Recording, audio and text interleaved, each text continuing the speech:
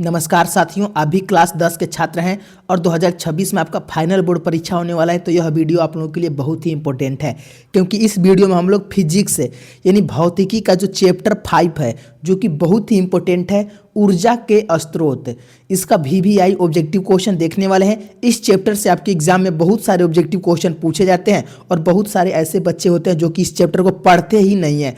तो आज के इस वीडियो हम लोग इसके पूरे ऑब्जेक्टिव क्वेश्चन देख लेंगे। मात्र लगभग 30 ऑब्जेक्टिव क्वेश्चन है, जो कि हर एक बच्चे को याद कर लेंगे तो यह चैप्टर आपका क्लियर हो जाएगा और इससे जितने भी ऑब्जेक्टिव आपके एग्जाम में पूछे जाते हैं सब आपको याद हो जाएगा। तो चलिए क्लास को स्टार्ट करते हैं। पहला क्वेश्चन देखिए, और इसका आंसर अगर मालूम होगा तो आप लोग कमेंट में जरूर लगाइएगा। तो पहला क्वेश्चन कह रहा है कि निम्न में से कौन बायोगैस ईंधन का स्रोत नहीं है। तो जो बायोगैस ईंधन का स्रोत कौन नहीं होगा, ऑप्शन ए कह रहा है लकड़ी, की ऑप्शन बी गोबर गैस, की ऑप्शन सी नाभिकीय ऊर्जा, की ऑप्शन डी कोयला। याद रख लेंगे, इसमें जो बायोगैस का ईंधन का स्रोत जो नहीं होगा, ऑप्शन सी हो जाएगा नाभिकीय ऊर्जा, लेकिन लकड़ी हो जाएगा, बायोगैस हो जाएगा, गोबर गैस हो जाएगा, कोयला हो जाएगा। यानी ऑप्शन सी आप याद रखेंगे, नाभिकीय जो ऊर्जा है नहीं होगा, ऑप्शन सी सही हो जाएगा। यह मोस्ट इंपॉर्टेंट क्वेश्चन है। दूसरा क्वेश्चन देखते हैं, कह रहा है कि ग्लोबल वार्मिंग के लिए उत्तरदायी गैस कौन है। तो ऐसा कौन सा गैस है जो कि ग्लोबल वार्मिंग के लिए उत्तरदायी है। तो याद रख लेंगे, ऑप्शन सी हो जाएगा CO2, यानी कार्बन डाइऑक्साइड जो है ना, ग्लोबल वार्मिंग के लिए उत्तरदायी गैस है। ऑप्शन सी आपको याद कर लेना है। एक एक क्वेश्चन को अच्छे से समझना है बाबू। और एक बात ध्यान रखेंगे, अगर आप लोग वीडियो को अभी तक लाइक नहीं किए हैं तो एक बार सारे बच्चे वीडियो को लाइक जरूर ही कर देंगे। और अगर नए स्टूडेंट हैं तो चैनल को जरूर सब्सक्राइब कर लेंगे, क्योंकि अगले क्लास में हम लोग मैथ का वायरल ऑब्जेक्टिव क्वेश्चन करवाने वाले हैं, जो कि 0 से लेकर आपको बाबू टॉपर बनने तक का सफर तय करवा देंगे। टेंशन नहीं लीजिएगा। तीसरा का आंसर दीजिए, कह रहे कि सूर्य तथा अन्य तारों की विशाल ऊर्जा के स्रोत है। तो सूर्य तथा अन्य तारों की विशाल ऊर्जा का जो स्रोत हो जाएगा, इसको याद रखिएगा, ऑप्शन ए हो जाएगा नाभिकीय संलयन। नाभिकीय संलयन हो जाएगा, ऑप्शन ए आपको याद रख लेना है। अब देखते हैं चौथा क्वेश्चन, कह रहे कि नाभिकीय विखंडन को नियंत्रित करने में प्रयुक्त होता है। तो नाभिकीय विखंडन को नियंत्रित करने में जो प्रयुक्त होता है, याद रख लेंगे, ऑप्शन सी हो जाएगा कैडमियम का छड़। क्या होता है? कैडमियम का छड़ होता है नाभिकीय विखंडन को नियंत्रित करने के लिए। तो ऑप्शन सी आपको याद कर लेना है, इसको ध्यान में रखिएगा। पांचवा क्वेश्चन देखिए, करे किसी नाभिकीय विखंडन में मुक्त ऊर्जा होती है। तो किसी भी नाभिकीय विखंडन में जो मुक्त ऊर्जा होती है, क्या होती है? 200 ME वोल्ट है, 200 मेगा वोल्ट होती है। ऑप्शन सी एकदम आपको रट जाना है। अब देखते हैं नेक्स्ट क्वेश्चन, छठवां क्वेश्चन। सब क्वेश्चन इंपॉर्टेंट है। जो बच्चा इस वीडियो को अगर लास्ट तक देख लेगा, समझिए बाबू एग्जाम में बहुत सारे क्वेश्चन जो आपके 2026 में पूछे जाएंगे वह क्लियर हो जाएगा। तो क्वेश्चन नंबर 6 कह रहा है कि ऊर्जा का सबसे अधिक प्रत्यक्ष एवं विशाल स्रोत क्या है। तो ऊर्जा का जो सबसे अधिक प्रत्यक्ष एवं विशाल स्रोत है, क्या हो जाएगा? कह रहा है सूर्य। क्या हो जाएगा? सूर्य जो है ना बाबू ऊर्जा का सबसे बड़ा स्रोत है, यानी ऑप्शन सी आपका सही हो जाएगा। ऑप्शन सी को याद कर लेंगे। चलिए नेक्स्ट क्वेश्चन देखते हैं, सातवां क्वेश्चन। कह रहा है कि बॉक्स नुमा सौर कुकर में 3 से 4 घंटे के अंदर ताप हो जाता है। तो याद रखेंगे, बॉक्स नुमा सोलर कुकर में 3 से 4 घंटे के बाद जो ताप होता है कितना हो जाता है? यानी 100 डिग्री सेल्सियस से 140 डिग्री सेल्सियस हो जाता है। यानी ऑप्शन बी आपको याद कर लेना है। चलिए नेक्स्ट क्वेश्चन, आठवां प्रश्न करें कि पवनों का देश किसे कहा जाता है। मोस्ट VVI क्वेश्चन, और यह आएगा भी क्वेश्चन। तो पवनों का देश जो कहा जाता है, डेनमार्क को कहा जाता है। किसे कहा जाता है? डेनमार्क को कहा जाता है। ऑप्शन सी आपका सही हो जाएगा। ऑप्शन सी को याद कर लीजिएगा। चलिए 9 क्वेश्चन जो कि मोस्ट इंपोर्टेंट है कि पवन विद्युत जनित्र में पवन की चाल कम से कम कितनी होनी चाहिए। तो पवन विद्युत जनित्र में पवन की जो चाल है ना, कम से कम कितनी होनी चाहिए? 9 का आंसर क्या हो जाएगा? तो 15 किलोमीटर प्रति घंटा होनी चाहिए। ऑप्शन ए आपको याद कर लेना है। ये सब बाबू आप लोग याद कर लेंगे। चलिए 10वां क्वेश्चन कराए कि जीवाश्म ईंधन का उदाहरण है। जीवाश्म ईंधन का जो उदाहरण हो जाएगा, ये सभी हो जाएगा, कोयला, लकड़ी, बायोगैस, सॉरी बच्चों गोबर गैस, ये सभी हो जाएगा। यानी ऑप्शन डी आपको याद कर लेना है। चलिए अगला क्वेश्चन, 11 क्वेश्चन कर रहा है कि प्राचीन काल में ऊष्मीय ऊर्जा का सबसे अधिक सामान्य स्रोत था। तो प्राचीन काल में जो ऊष्मीय ऊर्जा का सबसे अधिक सामान्य स्रोत जो था, क्या था? 11 का आंसर याद रख लेंगे, लकड़ी था। क्या था? लकड़ी था। ऑप्शन बी आपको याद कर लेंगे। अब देखते हैं 12 क्वेश्चन जो कि इम्पोर्टेंट है। कार्य करने की क्षमता को क्या कहते हैं? मोस्ट वीवीआई क्वेश्चन है और सारे बच्चे भी इसको याद किए होंगे कि कार्य करने की क्षमता को क्या कहते हैं? ऊर्जा कहते हैं। यानी 12 का आंसर क्या हो जाएगा? ऑप्शन सी आपको ध्यान रखना है। अब देखते हैं 13 प्रश्न। कह रहे कि गोबर गैस एक प्रकार की है। तो गोबर गैस जो होता है एक प्रकार का क्या होता है? बायोगैस होता है। क्या होता है? बायोगैस होता है। ऑप्शन बी एकदम आपको याद कर लेना है। चलिए नेक्स्ट क्वेश्चन 14 प्रश्न। नवीकरणीय ऊर्जा का स्रोत है। नवीकरणीय ऊर्जा का स्रोत हो जाएगा, नाभिकीय ऊर्जा नहीं होगा। क्या हो जाएगा? सौर ऊर्जा। सौर ऊर्जा जो है नवीकरणीय ऊर्जा का स्रोत है।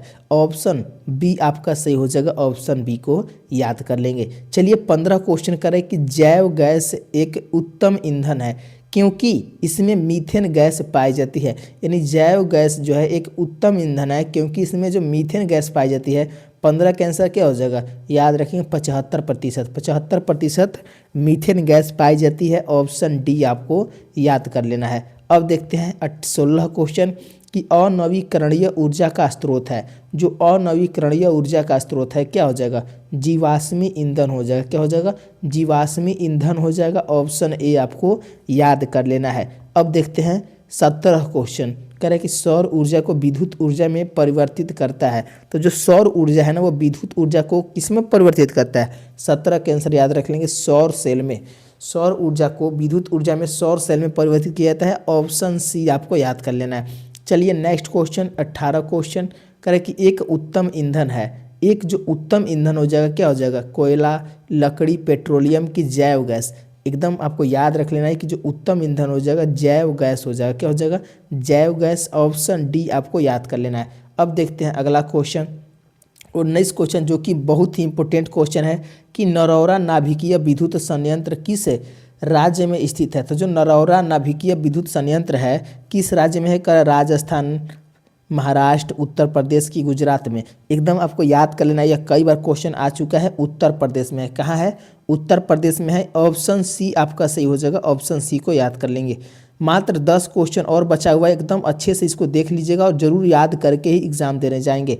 कह रहा है कि जीवाश्मी ईंधन ऊर्जा के हैं। तो जो जीवाश्मी ईंधन ऊर्जा के क्या हैं? अनवीकरणीय स्रोत हैं। क्या है? अनवीकरणीय स्रोत है। ऑप्शन बी आपको याद कर लेना है। चलिए अगला क्वेश्चन देखते हैं 21 क्वेश्चन।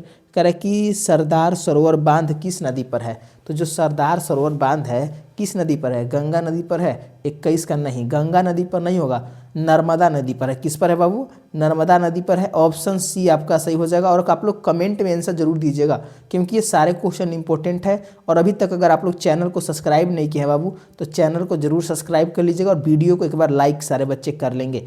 चलिए 22 का आंसर दीजिए कि टिहरी बांध किस नदी पर बनता है? तो जो टिहरी बांध होता है किस नदी पर बनता है? याद रखें गंगा नदी पर। कौन सा नदी पर टिहरी बांध बनता है? गंगा नदी पर। ऑप्शन ए आपको याद कर लेना है। 23 क्वेश्चन जो कि इंपॉर्टेंट है कि भारत का पवन ऊर्जा विद्युत उत्पादन करने वाला देशों में कौन सा स्थान है?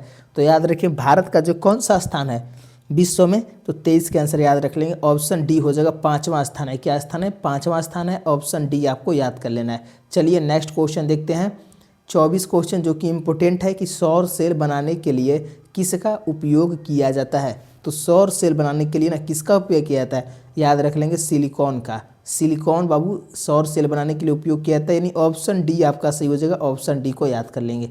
चलिए 25 क्वेश्चन जो कि इम्पोर्टेंट है कि बांध के द्वारा स्थापित टरबाइन ज्वारीय ऊर्जा को किस में रूपांतरित करती है? तो इसको एकदम याद कर लीजिएगा। विद्युत ऊर्जा में।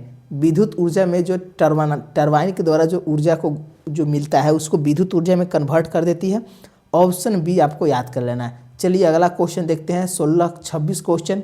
करें कि OTEC विद्युत संयंत्र केवल तभी प्रचलित होते हैं जब महासागरों के पृष्ठ पर जल का ताप 2 किलोमीटर तक की गहराई पर जल के ताप में अंतर हो। यानी कितने डिग्री? याद रख लीजिएगा 20 डिग्री सेल्सियस का। यानी ऑप्शन सी आपको याद कर लेना है। चलिए अब अगला क्वेश्चन देखते हैं 27 क्वेश्चन। करें कि हाइड्रोजन बम किस अभिक्रिया पर आधारित है? तो जो हाइड्रोजन बम होता है किस अभिक्रिया पर आधारित होता है? 27 के आंसर याद रख लेंगे। ऑप्शन बी हो जाएगा नाभिकीय संलयन पर। किस पर होता है? नाभिकीय संलयन पर। ऑप्शन बी आपको एकदम याद कर लेना है। चलिए नेक्स्ट क्वेश्चन देखते हैं। 28 क्वेश्चन कह रहा है, क्या कह रहा है कि तारापुर नाभिकीय विद्युत संयंत्र किस राज्य में स्थित है? तो तारापुर नाभिकीय विद्युत संयंत्र जो है किस राज्य में स्थित है? एकदम याद कर लीजिएगा।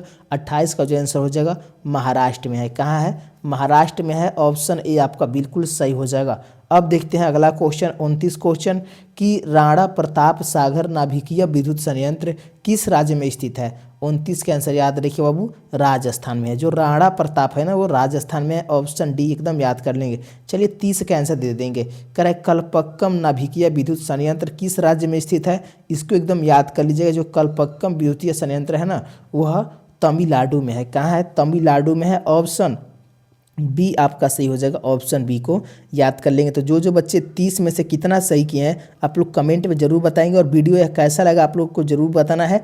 और अभी तक वीडियो को लाइक नहीं किया तो आप लोग लाइक जरूर कर लेंगे। और जिस भी बच्चे को अगर पीडीएफ लेना है तो इस नंबर पर आप लोग जरूर मैसेज कर दीजिएगा 9153852307। यह नंबर आप लोग कॉल कर सकते हैं और इसका पीडीएफ बिल्कुल फ्री में ले सकते हैं, पैसा नहीं लगेगा। और चैनल को जरूर सब्सक्राइब कर लीजिएगा। तो मिलते हैं अगले क्वेश्चन में। धन्यवाद दोस्तों।